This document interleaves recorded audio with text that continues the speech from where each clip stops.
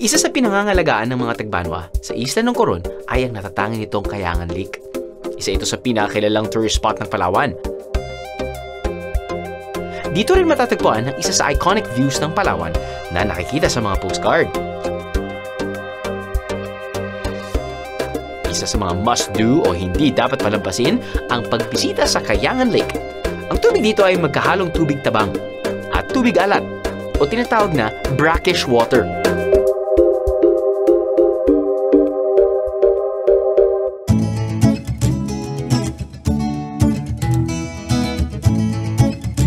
Pero hindi lamang ito ang lake na matatagpuan sa isla. Sa katunayan, marami ang hindi pa nararating ng mga tao bukod sa mga Tagbanwa na nakatira dito. Sa ngayon ay pinag-uusapan pa ng elders o mga pinuno ng tribong Tagbanwa ang posibleng pagbubukas ng isa pang lake sa isla ng Coron. Mayroon kami kasing mga sagradong lugar katulad ng Kayangan. Bali, inirerespeto namin noon yung Kayangan, pero nakita namin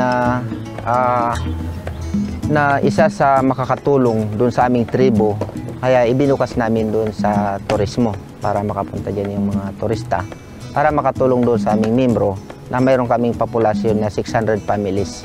Maswerte tayong biyeheros dahil tayo raw ang kauna-unahang tagalabas na makakarating sa isa sa mga sagradong lawa ng mga Tagbanwa.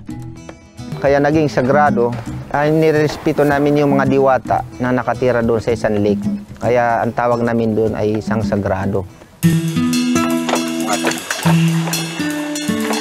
Para makarating dito, kailangan munang tawidin ang kabilang dulo ng Kayangan Lake, sakay ang balsa.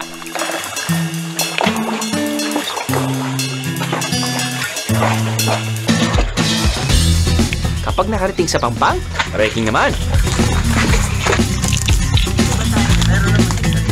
Dahil wala pang ang tagalabas na pumapasok sa lugar, kailangan pang magtabas o gumawa ng trail na aming dadaanan. Matarik ang daan paakyat at mabato naman pababa. Makalipas ang halos isang oras ng pag-akyat baba sa bundok, narating na rin namin ang sinasabing sagradong lawa.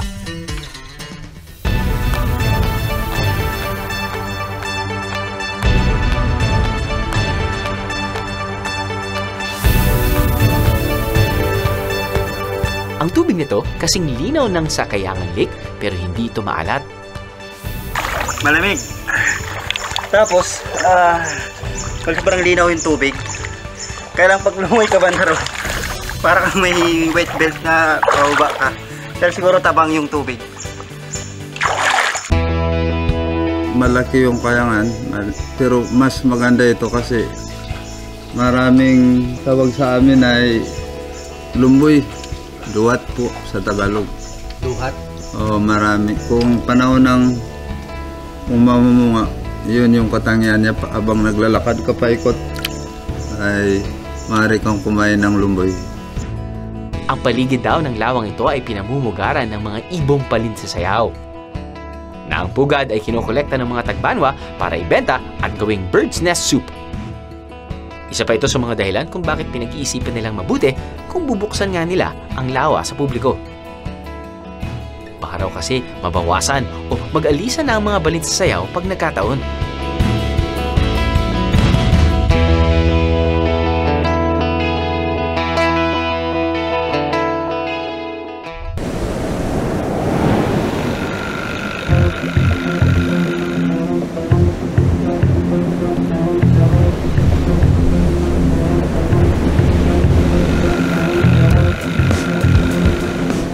Sa island hopping, isa sa mga dahilan kung bakit dinarayo ang Coron ay ang natatanging nitong dive spots.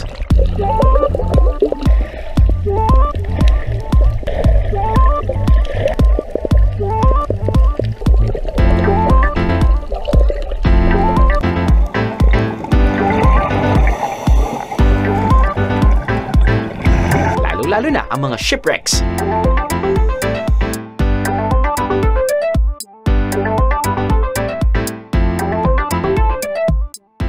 Alright, good morning mga bihara. Nandito tayo ngayon sa one of the 6 wrecked dive sites dito sa area na to. It's called East Tangat. It's not the name of the boat, but pinangalan siyang East Tangat dahil this is Tangat Island and it's east of Tangat Island. I'm just gonna do free diving because this is my second day and I'm gonna be flying out, so bawal ako mag-scuba dive, but syempre yung mga kasamahan ko mag-scuba dive. But okay lang yan kahit mag-free dive ako because as you can see, actually, bird's eye view, just like probably 3 meters, kitang-kita na yung visibility, yung mismong dulo ng East Tangat, which is the wreck. So yeah, let's try to maximize this free dive. Let's go!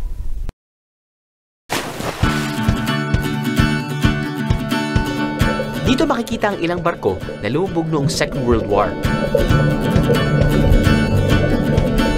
Angkor daw kasi ang napiling daungan ng mga barkong ito noon dahil tago ito at napalilibutan ng mga isla. Tamang-tama lamang ang lalim nito at hindi gaanong maalon. Noong Second World War, nadiskubre ng mga Amerikano na dito pala nakadaong ang mga barkong Hapon at sa kanila binomba ang mga to. Ilang wreck dive sites ang makikita kahit hindi na mag-scuba dive. Kuminsan, sa linaw ng tubig, maaninag mo na ang nguso ng lumubog na barko kahit mag-snorkeling lang.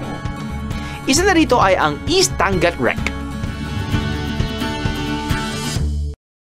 It was a Japanese wreck, Second World War, sunk on 24th of September 1944. And is now over 70 years sunk. And as you saw this morning, we have very nice corals, nice fish life. It's interesting to look, even for snorkeler, you can look at it and you see something when it starts in 3 to 4 meters and ends up in 18 meters. This is for me a training area where I can get fresh diver in. Masasabayan niyo ba ako mga biyero? Hold your breath with me.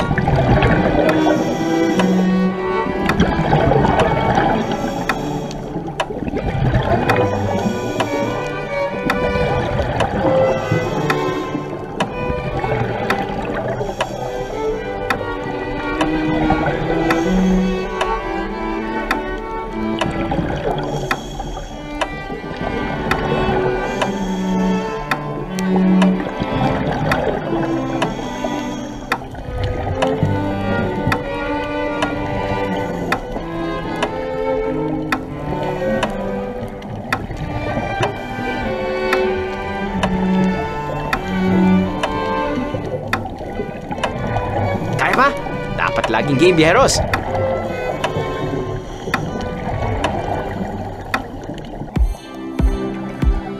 Sa ganda ng tanawin sa ilalim, talaga namang it can take your breath away. I guess this is one of the more interesting wreck dive experiences na experience natin. No? I think it's my first time to do wreck diving na free diving lang. It's totally different experience if you're in scuba gear. As you can see, our other cameraman went inside with the GoPro and then wow, I saw the footages now and it's really nice. So as much as possible, it's definitely better for you to do scuba diving here in the wreck dives here in Coron. One, the water is clear with the sun, you know, piercing through the water. It's very, very beautiful. But then again, if you're free diving, you get also this really nice sensation. It's silent. You don't hear the bubbles. It's serene. It's you know, you feel that classical music is playing, and it's also a really great experience. And come to think of it, that's only one of the 6 wreck dives that you can experience. So right now it's probably around what, 10:30, 11 o'clock maybe. 10:30, you see fellow tourists now snorkeling, scuba diving. Of course, traffic is there, but at least visibility is, I think, should be brighter.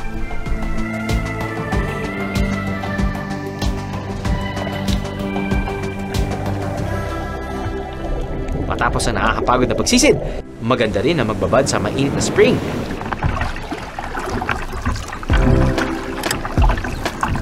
Isang nakatagong hot spring ang itinuro sa amin ng aming guides, ang Sangat Hot Spring. Isa itong privately owned spring na may kahirapan makita dahil hindi alam ng nakararami. Kaya itanong nyo na lang sa bangkero nyo kung alam nila itong puntahan. Secret kasi, di ba? Akalain nyo naka-jackpot pa tayo ng mga bagong pwedeng puntahan dito sa Coron. No? I mean, parati namin sinasabi na, okay, we're here for the nth time. Ano naman kaya ang bago na i-feature natin? No? Hindi nga talaga sila nauubusan. Just, of course, you know, we brought in a big boat. That's why we had to dock it like a few hundred meters na from the shore. And then, ako, nag-kayak. Pero sa mga taong walang kayak, walang problema naman dahil may mga iba sa amin. Naglakad na lang, lumangoy ng konti pero hindi masyado malalim, no? Ang nakakatawa dyan, malapit ka na sa mga mangroves. Kung mararamdaman mo naman yan dahil nga syempre naglalakad ka. Medyo uminit yung tubig. Lo and behold, pagpapasok ka pa, meron silang entrance dito sa mangrove. Pasok ka pa, konting zigzag, konting imagination na may crocodile, pero wala naman. Pupuntahan mo na to. It's actually a man-made mini pool or mini jacuzzi. That's very warm. It's their hot spring actually. Just one of the dito around the neighboring islands of Coron. And it's actually very intimate. Very romantic.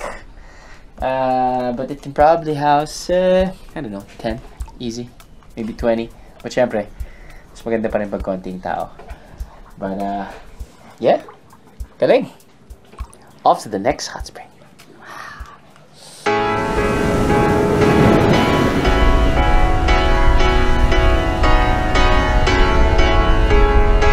Isa pang privately owned spot na magandang puntahan ay ang Pass Island. Dito, napakaganda ng puting buhangin at beach. Perfect for snorkeling din ang tubig. Hindi rin ganong karaming turista ang nagpupunta dito dahil may kalayo nito mula sa Coron Town. Halos 2 oras ang biyahe sa bangka.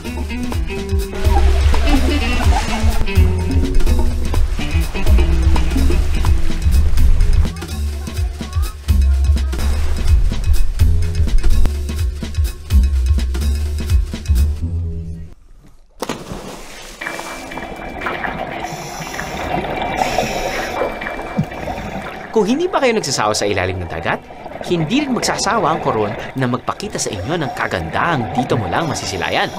Mula beginners to advanced and technical divers, siguradong marami nang ma-enjoy na dive spots dito sa Coron.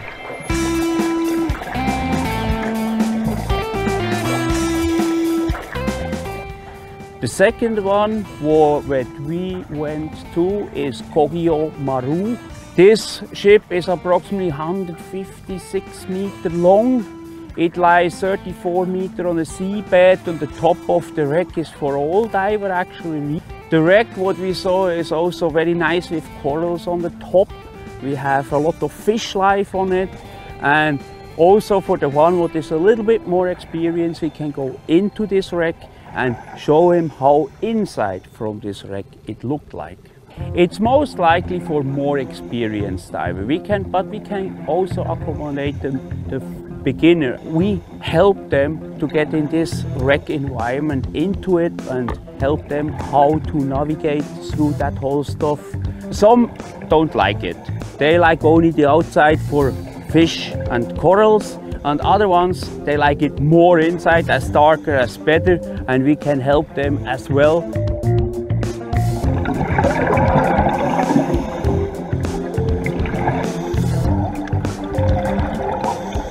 Makipag-coordinate lang sa inyong tour operator o guides kung kailan at anong oras ang pinakamainam pumunta sa spots na to para masulit ang inyong diving experience.